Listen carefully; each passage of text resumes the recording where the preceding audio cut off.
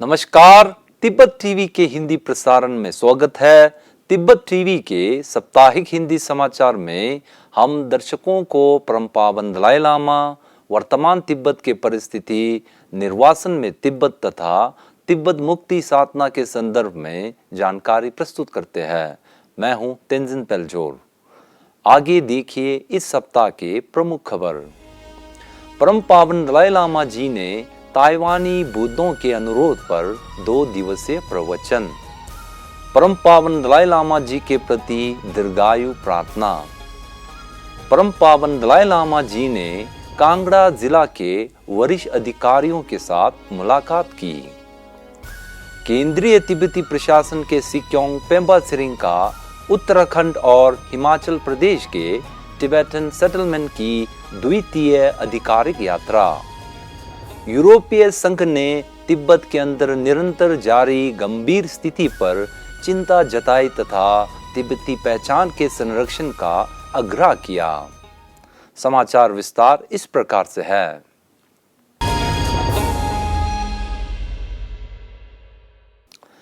30 सितंबर 2024 को परम पावन दलाई लामा जी ने धर्मशाला स्थित मुख्य तिब्बती बुद्ध विहार में ताइवानी बौद्धों के अनुरोध पर आचार्य चोंगखा रचित प्रधान त्रिविध मार्ग नामक ग्रंथ पर प्रवचन दिया था। प्रवचन में तिब्बतियों सहित विभिन्न देशों से 7,000 श्रद्धालुओं, जिसमें 1,300 ताइवानी शामिल हुए। परम पावन जी का चुगलाखांग मठ आगमन पर गांधेन ठी रिम्बुछे का स्वागत कर सिंहासन ग्रहण किया। इस अवसर पर ताइवानी बौद्धों ने हृदय सूत्र का पाठ के साथ मंडाला प्रस्तुत की। अपने संबोधन में परम पावन जी ने कहा कि आचार्य चोंगखा के साथ न केवल मेरा जन्म उनके स्थान के निकट पैदा हुआ था, बल्कि मैं उनके दार्शनिक विचारों से भी प्रभावित हूँ। जब मैं तिब्बत में था और तिब्बत छोड़ने के बाद भी मेरे सबसे महत्वपूर्ण गतिविधियों में से एक आचार्य चोंगखा की संग्रहित रचनाओं के 18 खंडों को पढ़ना रहा है। मेरे मन में उनके प्रति विशेष सम्मान है तथा मैं उनके साथ घनिष्ठ संबंध महसूस करता हूँ। उन्होंने कहा कि तिब्बत के अंदर और निर्वासन में तिब्बतियों ने 3 उच्च प्रशिक्षणों जैसे नैतिकता, एकाग्रता और ज्ञान के अध्ययन और अभ्यास के माध्यम से बौद्ध धर्म की प्राचीन परंपरा को जीवित रखा है। आज दुनिया भर में इसके प्रति रुचि बढ़ी है, क्योंकि यह प्रशिक्षण तर्क और कारण पर आधारित है। आज सुबह ताइवानी बौद्धों द्वारा मुख्य तिब्बती बुद्ध विहार में परम पावन दलाई लामा जी के प्रति दीर्घायु प्रार्थना का आयोजन किया था। इस अवसर पर परम पावन दलाई लामा जी ने कहा कि आज ताइवान के बौद्ध श्रद्धालुओं ने निष्ठापूर्वक मेरे प्रति दीर्घायु प्रार्थना प्रस्तुत किया है। मैं हमेशा चीन, तिब्बत और मंगोलिया में भगवान बुद्ध की शिक्षा और दीक्षा की सतत विकास हेतु प्रार्थना करता रहता हूँ। वर्तमान समय में चीन के अंदर बौद्ध धर्म की शिक्षा में रुचि और ध्यान देने वालों की संख्या में वृद्धि हुई है, जो हम देख सकते हैं। मैं आने वाले समय में चीन, तिब्बत और मंगोलिया में बौद्ध धर्म की प्रचार प्रसार हेतु कार्य और उसे इन क्षेत्रों में फल फूलने की कामना करता हूँ। गत मंगलवार परम पावन दलाई लामा जी ने अपने निजी आवास में कांगड़ा जिला के वरिष्ठ अधिकारियों की एक समूह को दर्शन दिया था। वरिष्ठ अधिकारियों में उपायुक्त हेमराज बैरवा, अतिरिक्त उपायुक्त सौरभ जसल, अतिरिक्त जिला मजिस्ट्रेट डॉक्टर हरीश गज्जू तथा उपमंडल मजिस्ट्रेट संजीव भट्ट शामिल थे। बैठक के दौरान परम पावन जी ने अपने अनुभवों का साझा करते हुए कहा कि वह भारत विशेष रूप से धर्मशाला को अपना स्थायी घर मानते हैं। उन्होंने कहा कि आज के समय बौद्ध दर्शन में वैज्ञानिक समुदाय की बढ़ती रुचि हुई है।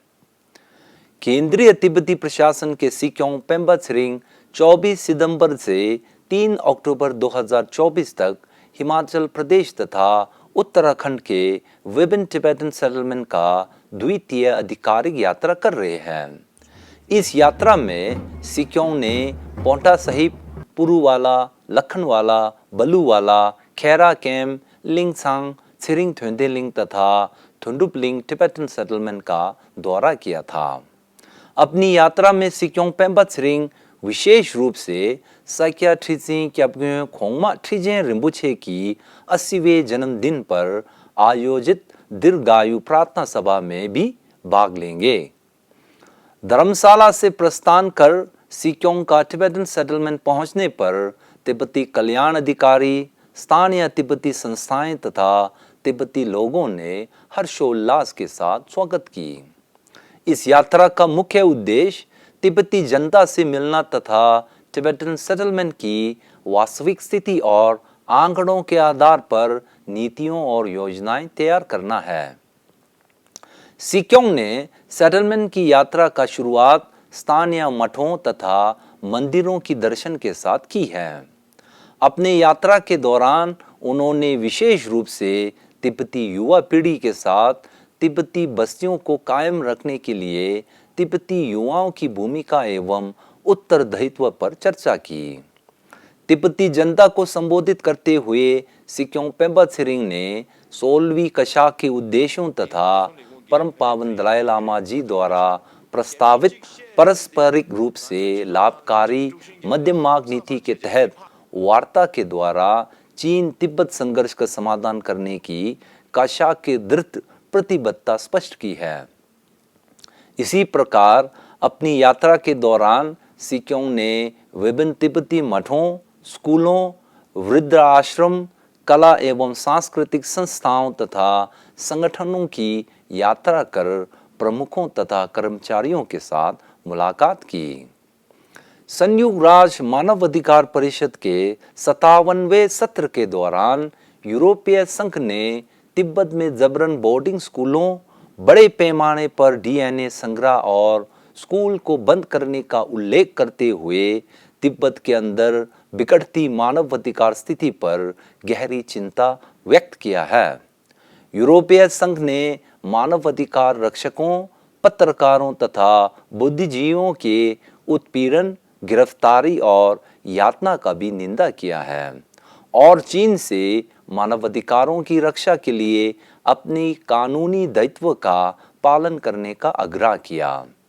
साथ ही यूरोपीय संघ ने तिब्बती पहचान की संरक्षण करने, द्विभाषी शिक्षा सुनिश्चित करने और तिब्बत में अंतर्राष्ट्रीय यात्राओं की अनुमति देने का आह्वान किया।